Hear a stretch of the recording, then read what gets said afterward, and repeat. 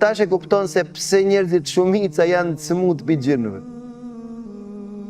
Ku ta ndëgjosh këtë hadith? Ka thonë pejgamberi Allahut, nëse njoni prej jush në banjo në thënë bismillah, para se me një, thot bismillah. Nëse i mu pastru, bismillah. Nëse thot bismillah në emrin e Allahut, tash lohen perdat para atij. Gjinët s'kan mundësi me apo trupin atij.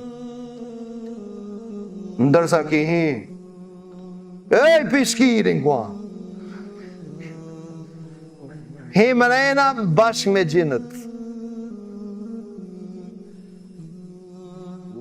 Pa bismillah, pa emër të Allahut, gjinët këshirin seri.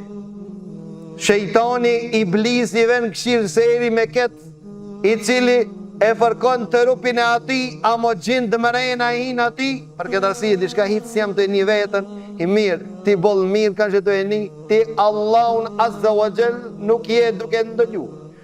Mësimet pejgamberit Allahut nuk je duke i përfill. Pejgamberi Allahut thot, jo vetëm ti me mbulu trupin tanë, pranë njerëzve, po dhe vetë kur je mosu lë kur i çdo, për shkak se ke turpi Allahut tanë. Po kur që je edhe ti në banjo duke u pastru, ban bismillah, që mes teje dhe gjinëve të shloan perda dhe mos të shiqojnë, nga se të rupi është auret. Pra atë Musaj a.s.